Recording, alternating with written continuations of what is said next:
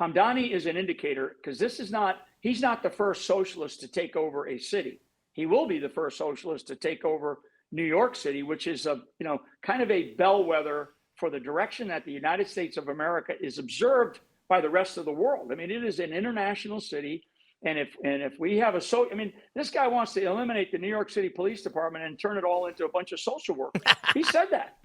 We've got this from the post-millennial. PolitiFact says Mamdani's city-run grocery stores are not communist. Indeed, the fact-checking outlet responded directly to a Truth Social post by Trump saying he's not a communist. False. I love this. I mean, the dude's literally a communist. As the saying goes, the goal of socialism is communism. And the dude's an avowed and overt socialist, but sure.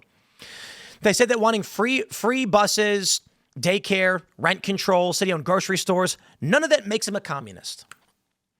Yeah. Okay, what they're basically saying is that you are not a communist or a fascist or a Nazi until after you're elected. By this logic, no one's a white supremacist. Literally, somebody who's advocating for certain policies isn't actually a white supremacist because, well, they're not proposing a full system where white people control and rule everything. They're just literally saying white people should have certain access. I remember when the Klan started talking about white rights. I'm not kidding. There was this big story like 8 years ago where it was like Klan members were saying they're a white rights advocacy group. It's like, nah, dude, we get it. You think white people are better. That's fine. You're like, I don't agree with your opinion. You're allowed to have your opinion, but you don't need to lie about it. But that's what they're doing. It's all PR. No, this guy is a communist. He wants to bring communism to New York, and he's going to start with city-run grocery stores. I'll tell you, it's real simple. When you have city-run grocery stores that don't pay rent, don't pay taxes, and are selling goods at cost, other grocery stores can't compete. Eventually, you win the market competition and start taking over, and it's going to be a market issue. People are going to say, my grocery store can't afford to stay open anymore, so it's shut down, so I have to go to the city one. Slowly over time, the city replaces it, and that's how you get communism. In order to get a centrally planned government, you don't just overnight say, we're going to by force shut you down. It's always the revolution. Now, I don't think it's all bad this guy's winning. Take a look at this from Rasmussen. 71% of voters reject socialism. The Democrats are currently in the gutter. Now, young people tend to like socialism, so it's entirely possible this poll is reflecting an older demographic combined with a younger demographic. But my point is simply this. If they're really going this route in the Democratic Party, embracing socialist candidates in New York, it's going to burn them down in the midterms. The rift will be dramatic. We've already got a socialist in Chicago and in and in New York, but Congress may not flip Democrat in the next midterms because the socialists are putting a bad taste in the mouths of all of these people. Now, we're going to be joined by the one and only Michael Flynn. Let me grab the interview and get it all set up for you. And he's going to talk to us about this and other things. We got it booting up right now. General Flynn, can you hear me? Hold on. I can. I sure can, Tim. There you How go. you doing? Good. I can hear you. Thanks for joining. Absolutely. It's a great day. Great day in America. It's good. American. It is. We're a week away from the nation's birthday, so I'm excited for that. But in terms of this communist guy winning in New York, I don't know that it's a good time. What do you think? Oh my God! So I've been pinging some friends of mine that could be in contention for New York City mayor, and I don't think it's Curtis Sliwa. I don't think it's Curtis Sliwa at all, and I think his name has popped up. He actually ran before, got beat by Adams. I don't think Adams can win as an independent. I think if Adams was smart, he'd go to the New York GOP, maybe even call up the president and say, "Look, I'll jump to the Republican Party." Wow. If they'll have him. No, I'm serious. I mean, we cannot have this guy. And since the last few days, people have sent me old videos of this guy saying other things. I mean, some of the things that this Hamdan guy has said, they're just so outrageous. He believes, and the soft word, Tim, is socialism. It's not socialism. This is pure blown Marxism. And this is part of the Marxist takeover of the country that frankly started with Barack Obama. and I think people, when we really, the historians that really deeply examine his background, and I'm not talking about whether he was born in the States or not, but just the kinds of belief systems that he had and what he did to parts of our government, and then created a sort of a shadow government, if you will, when Trump won, which was a total, it was in 2016 when Trump won, nobody believed it. So between the time that Trump won and the time that he left, there was a shadow government put in place. And we now know it's roughly about 3,000 people that were put into different parts of the government, many in the Department of Justice, certainly the intel community. And then Trump goes through his first, his 45th administration, right? As 45. He does fine. He did a great job. He got beat up a lot. Russiagate was the big to do. Nobody's even paying any attention to that anymore. Fast forward 2020, you get, I believe, a completely rigged election. We get I call him Uncle Joe. Everybody knew then that he was having, stages of dementia even back then. And we now know from recent testimony in front of Congress with the woman who testified that, well, she was just told to auto pen these documents, right? I mean, so there's more to that. But so then you have another 4 years of this element, and this element is a Marxist, socialist, communist component of what used to be the Democrat Party. And your audience, I'm a former Democrat, right? I always said that when I supported Trump back in 2015 and 2016. I was a registered Democrat. I always said I never gave a shit about politics. I never even voted for president of the United States when I was in the military, Tim, because that was my commander in chief. I don't want to say, well, I didn't vote for that guy. I didn't vote for that loser because of the decisions that I'm having to execute. No. So I made a very conscious decision early on, but I was a Democrat. I was we call him a Kennedy Democrat. So then you jump to the 2020 to 2024 period of time, right? And what they were able to do, because they learned. So when I say they, this is this Marxist movement inside of this country, which has clear ties to the globalist element, within the whole globalist community of the World Economic Forum. We don't need to go down that rat hole right now. There's a lot there. But yeah, there's a lot to unpack. But these are people, right? These are people with ideas and ideologies and intentions, and they're well funded, and they see the world in a completely different way, right? They see the world as sort of a one world government, right? World Health Organization, trade, bank, all these different UN. So you had 4 years.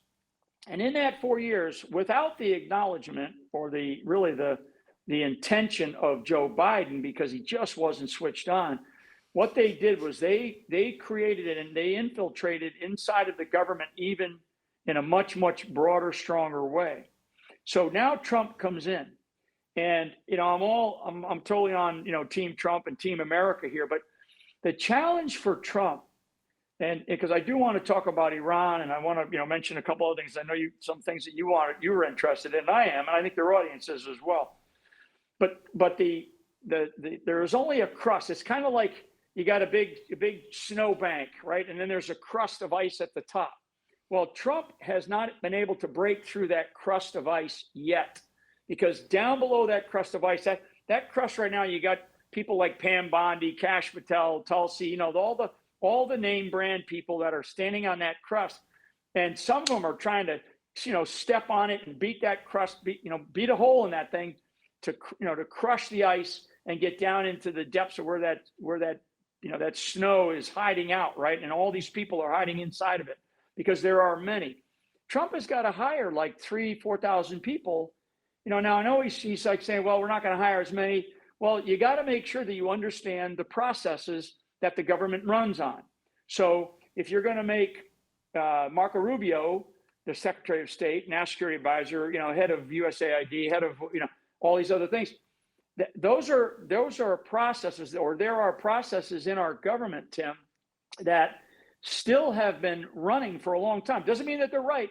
It just means that the bureaucracy runs on those, and unless you control them, it's like getting a hold of a freaking pit bull who's attacking, your buddy's dog. I mean, you got to yank that. You got to put the choke chain on that sucker, and you got to pull it back. I don't think that there's been enough choke on the bureaucracy that has been put in place, not just under Obama or Biden, but over the last 16 years. So but this, it does seem, I think a lot of people agree, to kind of make the point on the Zohran Mamdani thing. He's not yet mayor, but it's just right. a lot of people are seeing this trend as continuing of socialists are getting more traction over at communists. I would say there's no reason not to just, that's the end goal for all of what they're doing. And then at the federal level, this is where we hope the counter comes into play. A lot of people feel like not enough has been done. I see these tweets all the time. Right. It is still a little early. I mean, it's been 3 to 4 months for some of these appointees. I've heard rumors that we'll start seeing some arrests of some individuals, maybe midsummer. But I think a lot of people are really worried that we're not going to see it. And like you're saying, Trump isn't able to break through that crust actually to the deep state, and it may just be surface level. Yeah. So Hamdani is an indicator. Okay, let's talk about him specifically, and then I will address why this is so difficult for Trump. Hamdani is an indicator because he's not the first socialist to take over a city. He will be the first socialist to take over New York City, which is kind of a bellwether for the direction that the United States of America is observed by the rest of the world. I mean, it is an international city. And if we have this guy wants to eliminate the New York City Police Department and turn it all into a bunch of social workers.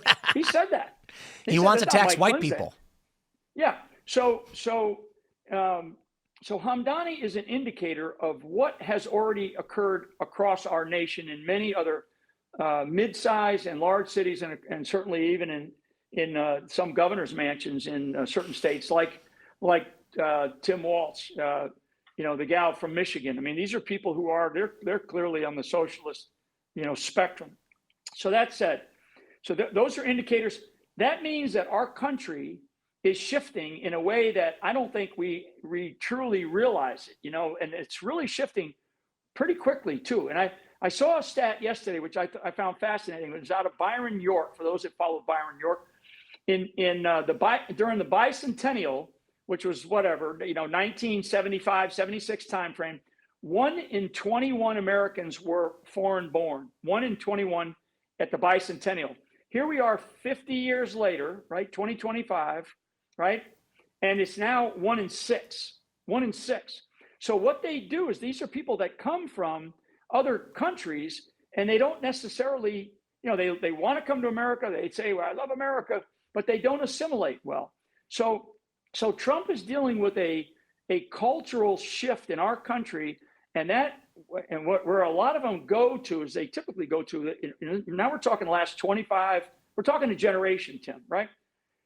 A lot of these people, they end up working inside of government, local, state, and federal.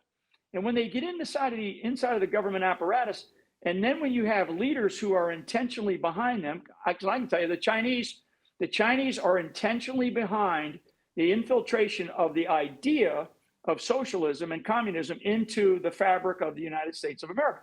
That's their plan. Hell, they wrote that plan back in the early 1950s. It became declassified in, I think, 1996.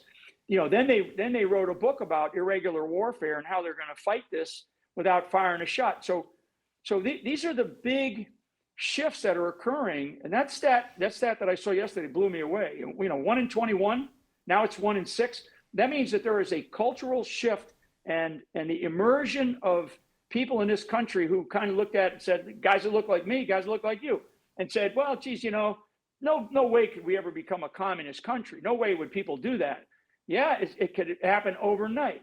And so when you look inside of the government and you look at the policies that are implemented by administrations, and frankly, we've had more quote unquote Democrat administrations and we've had Republican administrations, and the Republican administrations like Bush for 8 years.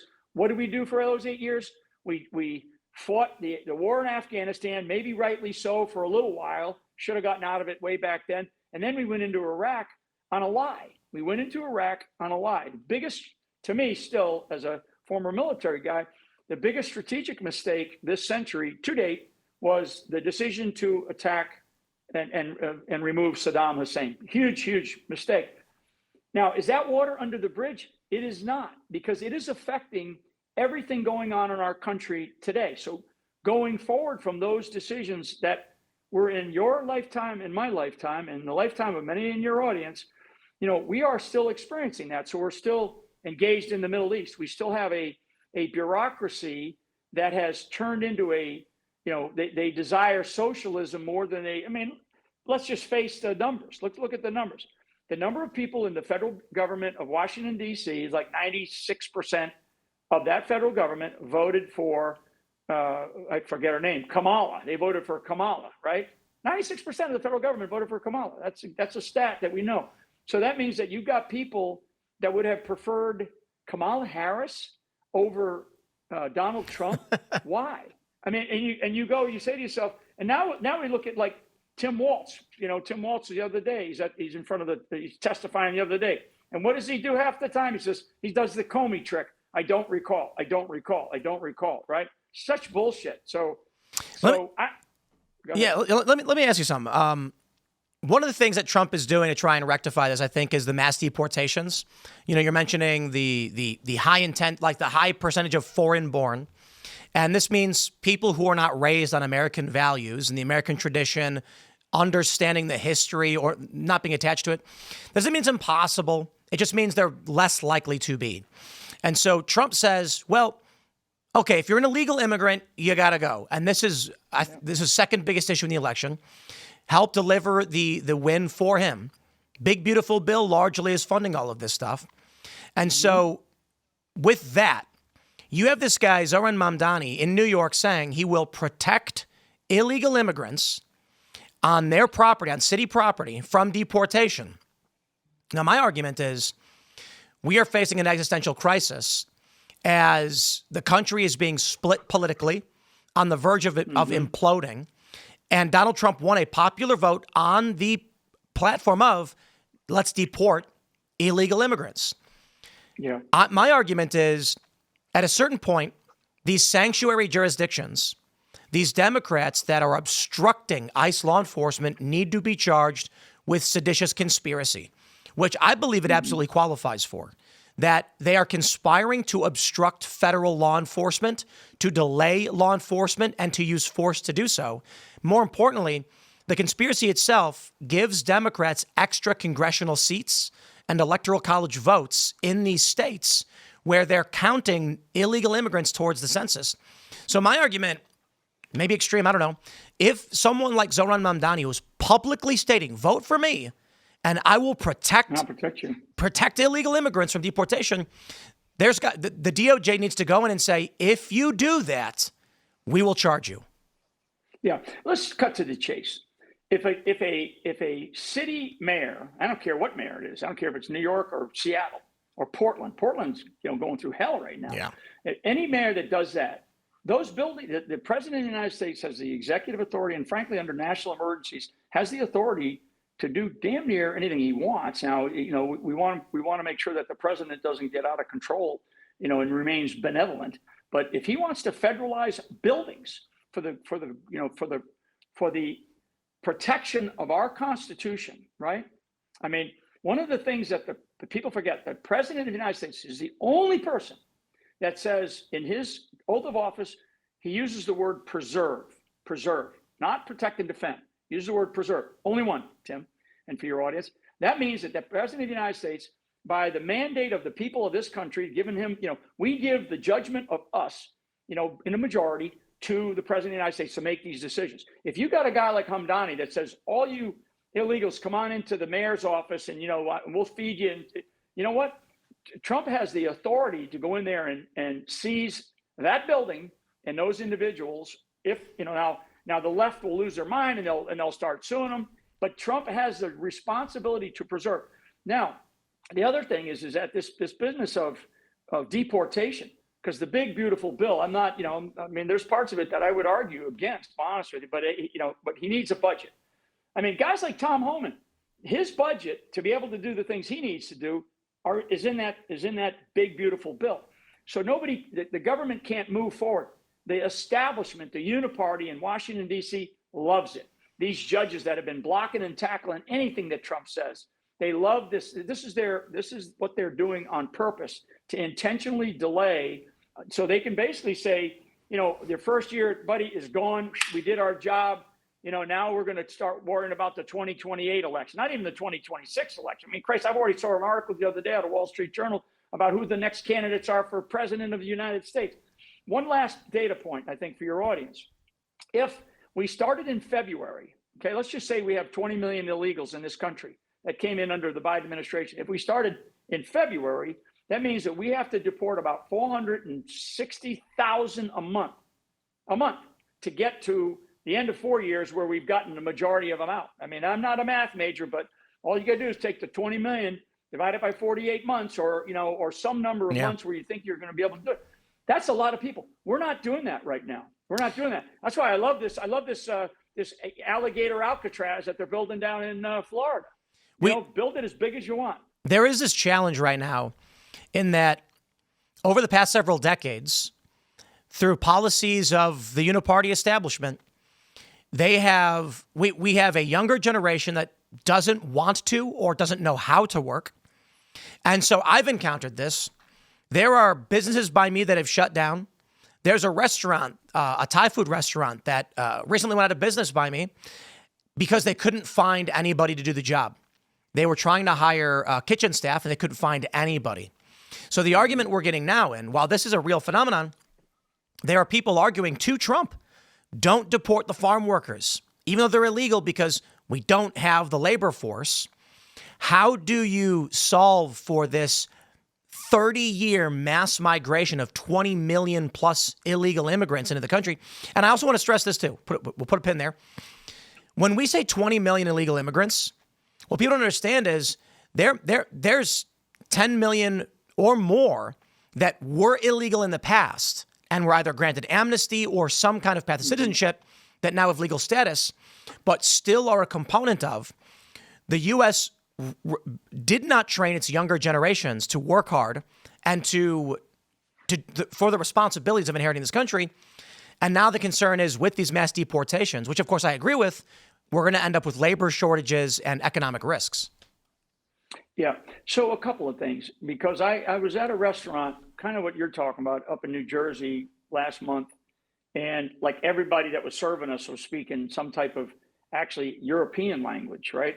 And I said, so what's, my buddy who owns the restaurant, we're sitting there talking. I said, so what's the deal? Like, you got a lot of people that look like they're from, they're speaking as though they're from like Eastern Europe. He goes, yeah. He goes, I can't find anybody to take these jobs. And, this is waiting on tables, bussing the tables, cooking in the kitchen. And so he got a really good system down on the H-1B visas, right? So there is something there, and I think that probably the smartest person, certainly in the administration, is Stephen Miller on this kind of issue. Oh yeah. But so that system particularly for small businesses that need some type of labor to work in their businesses, whether it's farming or whether it's restaurant work, that system has got to be fixed and it's got to be figured out. And instead of taking you got somebody on an H-1B visa for I don't know, a year, 6 months, whatever the time is. I'm not an expert on that issue, but that to me seems to be a valid requirement, and it was created for that purpose, and I'm fine with that. What I'm not fine with is the fighting back from these mayors, particularly mayors and some governors that are fighting back, getting rid of some of these criminals, known criminals, judges who are allowing criminals to go through their courts and then let them go out on probation or something. I mean, when we've got people that are getting, they're having their asses kicked at abortion clinics because they're out there praying, and they end up going to jail because they got involved in an assault or something. I mean, our system is so turned upside down. So there's got to be something to where we fix that. That's a system that's been going on since I was a kid. I mean, we've had a visa work program for a long time in this country, and it's worked. I mean, I'm from up in New England. I'm not from like Arizona or New Mexico where you get the farm workers, migration workers coming across every year. I'm from up in New England area where we always had guys in the fishing industry, right? You got guys in the fishing industry. They'd come in, They get their visas updated, they go back home for a little bit, then they'd come back and they'd work the lines again for another 6 months. I mean, so it's been going on a while. We've got to fix that. But you have people, back to the problem, and what Trump needs to do, I think. The problem is you have people inside of our government, never mind those that are on the outside pressuring, but you have people inside of our government that are slowing everything down. They are delaying every single action. When Trump sits there and he does this, signs an executive order and he does this, right? Everybody sees him do this. I love it. Every time he signs an executive order and he has some guy on his team says, well, this executive order is to keep people out of the country. The problem is you got to then have somebody checking that executive order is being executed, right? In the military, we use this phrase, what gets checked is what gets done, right? So the commander, I've been a commander at different times. If I don't like tell people, hey, I'm coming down to the loading dock today, or I'm going to come into the motor pool, or I'm going to go out to the training range. Because if I do, everybody's out there making sure that they're shining up the dog and they're shining up the pony, right? No, you have to have somebody who just shows up and checks to whether or not that executive order is being implemented at the lowest level. Because if it's not being implemented at the lowest level, I guarantee those in between what we used to call the bars and the stars, right? The captains and the generals, between the bars and the stars, somebody is either usurping your authority, meaning they're undermining your authority, or they're basically not, they're saying to you, I don't give a shit what you say because you're only going to be around for a little while. So do we need to see mass firings ASAP? Because I'm down. I love the Doge stuff. I want to see more. Yeah. I wish Doge, so yes, that's what I would like to see. I would like to see a lot more inside of different departments, particularly in the Department of Justice, Department of Defense. I mean, the intel community is so rife right now. And actually, Tulsi and Pete Hegseth and Pam Bondi, they have the mandate from the American people to do it. And you think the president's going to go and say, oh, no, I don't want you to fire anybody. No, if Pete Hegseth turns around and says, I'm going to relieve all the chiefs of the services, I'm going to tell them, thank you for your service. Put your paperwork in. Next Friday, you're done, right? The people are going to go, thank God, finally, because those individuals were responsible for DEI policies for the last 4 years and many others in there. So that's just the Department of Defense. Never mind the intel community, the Department of State. All of these organizations, the Veterans Affairs side. I mean, I'm a vet. I haven't really seen any real radical change in our veterans policies or issues. I just haven't seen it. So it's not Trump as much, because Trump is like, he's the director. He's the orchestrator, right? And so he's like saying, okay, this is what I want. Now it's up to those individuals, many of them who have never served in government or have never served in a place where they led large organizations. Because when you lead a large organization, it's a lot different than tooling around 4 or 5 staffers when you're a member of Congress or, frankly, on Fox News, right? I mean, even an attorney general at the state level is much different than an attorney general at the federal level. In fact, on that note, the attorney general for the United States of America doesn't have to be a lawyer, has to be a leader. And so I guess what I'm saying is that the American people want accountability. Accountability is not just somebody being indicted by the Department of Justice. Accountability is telling, you, Tim Pool, your podcast sucks. You're done. We're going to move somebody else in. I mean, nobody, of course, I'm facetious right now, but you know what I'm talking about. The American people, the majority that gave this president a mandate for the idea of crushing the deep state once and for all. Because if he doesn't, and I know that there's some things in play, but it's like there's a momentum, right? There is a momentum that occurs, and that momentum, I can feel it. And it kind of, sometimes I feel like this past week, Trump had some victories, right? But now you see the Ayatollah's fatwa, right? The fatwa. I know we're not going to get a chance to talk too much about it, but don't believe these people when they say, "Oh yeah, we're ready to have a peace deal." Don't believe them. Don't believe them.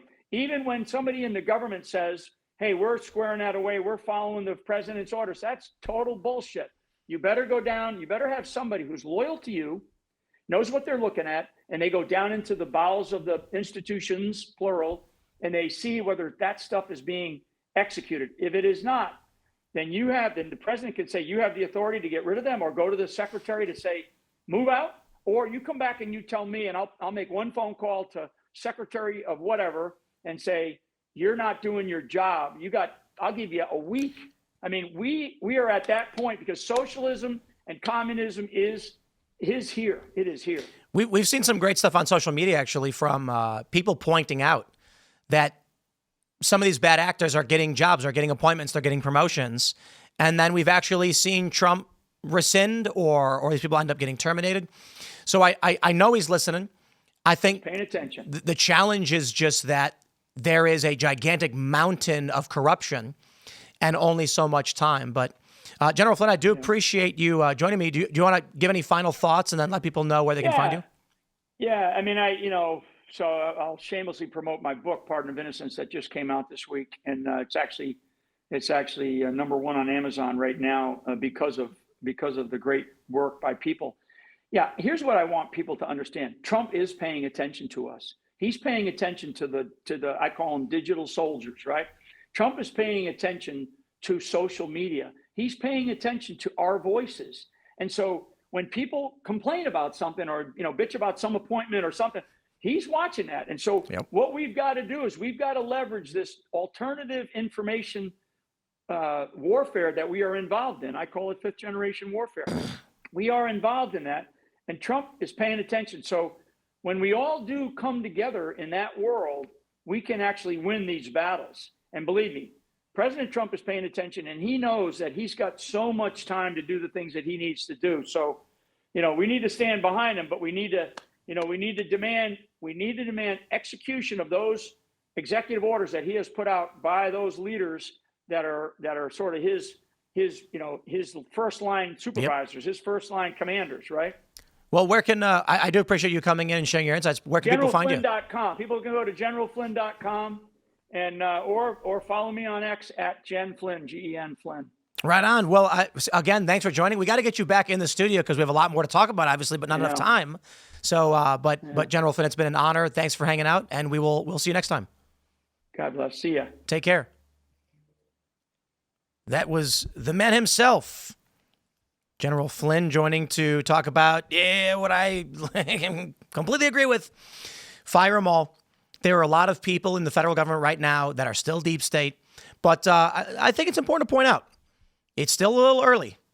It's not like we have all the time in the world, so it's starting to get not early, but I agree largely with the sentiment that we need to see more action. So I trust Cash and Dan. I think they're doing a pretty good job. We don't know everything, but I look forward to seeing more. So my friends, we're going to gear up to raid our good friend Russell Brand. So we can, y'all can join his show. He's going live. This, of course, is the Rumble morning lineup. You guys, here's the next raid. Smash the like button. Share the show. That's the most important thing.